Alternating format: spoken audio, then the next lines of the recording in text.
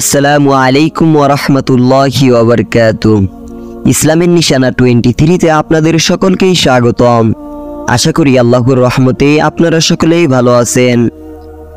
দুরূদ শরীফ পড়ার ফজিলত। একদিন এক লোক রাসূলুল্লাহ সাল্লাল্লাহু আলাইহি ওয়াসাল্লাম এর সামনে নামাজ পড়ে দোয়া করল, হে আল্লাহ, তুমি আমার গুনাহ মাফ করো এবং আমার উপর রহম করো। তখন রাসূলুল্লাহ সাল্লাল্লাহু আলাইহি ওয়াসাল্লাম তাকে বললেন, ওহি মুসল্লি, তুমি খুব তাড়াহুড়া করছো। শোনো, যখন তুমি নামাজ পড়বে তখন প্রথমে আল্লাহর যথাযোগ্য প্রশংসা করবে, তারপর আমার উপর দুরূদ পাঠ করবে এবং সবশেষে নিজের জন্য দোয়া করবে। ভক্তির সঙ্গে দুরূদ শরীফ পড়লে বান্দার গুনাহ মাফ করা হয়। দুরূদ পাঠের অশেষ সওয়াব সম্পর্কে রাসূলুল্লাহ সাল্লাল্লাহু আলাইহি ওয়াসাল্লাম বলেছেন, যে ব্যক্তি আমার উপর মাত্র একবার দুরূদ পাঠ করবে, আল্লাহ তাআলা তার উপর 10 বার রহমত নাজিল করেন এবং কমপক্ষে তার 10টি গুনাহ মাফ করেন। তার আমল নামায় 10টি সওয়াব লিপিবদ্ধ করেন এবং আল্লাহর দরবারে তার মর্যাদা 10 গুণ বৃদ্ধি করে দেওয়া হয়। দুরূদ ফার্সি শব্দ, এর অর্থ শুভকামনা বা কল্যাণ প্রার্থনা। ধর্মের পরিভাষায় দুরূদ বলতে বোঝায় আসসালাতু আলান নবী, অর্থাৎ নবী করিম সাল্লাল্লাহু আলাইহি ওয়াসাল্লাম এর জন্য শুভকামনা।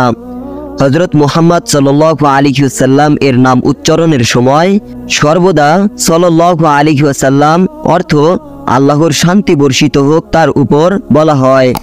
এটি একটি দুরূদ।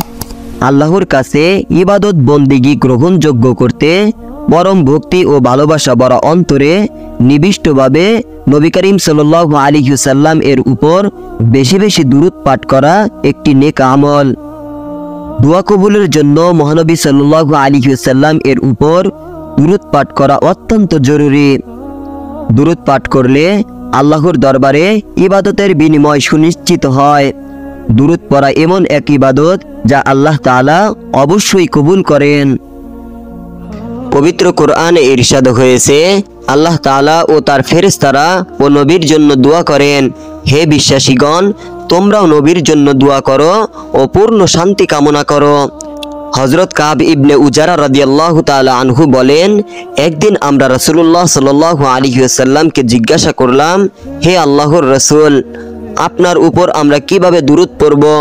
তিনি বলেন, বলো, আল্লাহুম্মা সাল্লি আলা মুহাম্মাদি ওয়া আলা আলি মুহাম্মাদ কামা সাল্লাইতা আলা ইব্রাহিম ওয়া আলা আলি ইব্রাহিম ইন্নাকা হামিদুম মাজিদ। আল্লাহুম্মা বারিক আলা মুহাম্মাদি ওয়া আলা আলি মুহাম্মাদ কামা বারাকতা আলা ইব্রাহিম ওয়া আলা আলি ইব্রাহিম ইন্নাকা হামিদুম মাজিদ। অর্থ, হে আল্লাহ, তুমি মুহাম্মদ সাল্লাল্লাহু আলাইহি ওয়াসাল্লাম এবং তার বংশধরের উপর এইরূপ রহমত নাজিল করো যেমনটি করেছিলে ইব্রাহিম ও তার বংশধরের উপর। নিশ্চয় তুমি প্রশংসনীয় ও সম্মানীয়। হে আল্লাহ, তুমি মুহাম্মদ সাল্লাল্লাহু আলাইহি ওয়াসাল্লাম এবং তার বংশধরের উপর বরকত নাজিল করো যেমন বরকত নাজিল করেছিলে ইব্রাহিম ও তার বংশধরের উপর।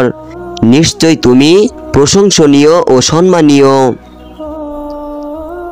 রাসূলুল্লাহ সাল্লাল্লাহু আলাইহি ওয়াসাল্লাম আরো বলেছেন, সেই ব্যক্তির নাক মাটিতে ঘেঁষে যাক যার কাছে আমার নাম উচ্চারিত হয় অথচ সে আমার উপর দুরূদ পড়ে না। রাসূলুল্লাহ সাল্লাল্লাহু আলাইহি ওয়াসাল্লাম বলেন, কিয়ামতের দিন সে ব্যক্তি আমার সবচেয়ে নিকটবর্তী হবে যে ব্যক্তি আমার উপর সবচেয়ে বেশি দুরূদ পড়ে। দৈনন্দিন জীবনে দুরূদ শরীফ পাঠ করলে আল্লাহর দরবারে মানুষের দোয়া কবুল হয়।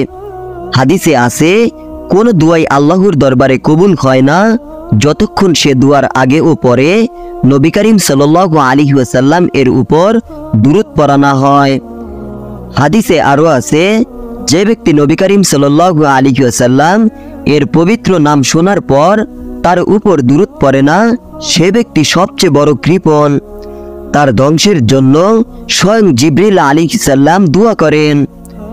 হযরত ওমর ফারুক রাদিয়াল্লাহু তাআলা আনহু বলেন, দোয়া ততক্ষণ পর্যন্ত আসমান ও জমিনের মধ্যখানে আটকে থাকে, উপরে ওঠে না যতক্ষণ পর্যন্ত নবী করিম সাল্লাল্লাহু আলাইহি ওয়াসাল্লাম এর উপর দুরূদ না পড়ে। আল্লাহ পাক রব্বুল আলামিন আমাদের সকলকে সহিহ বুঝ দান করুন। আজকের মতো এই পর্যন্তই। ভালো থাকুন, সুস্থ থাকুন এবং কোরআন সুন্নাহ ভিত্তিক অনুযায়ী নিজের জীবনকে পরিচালনা করুন।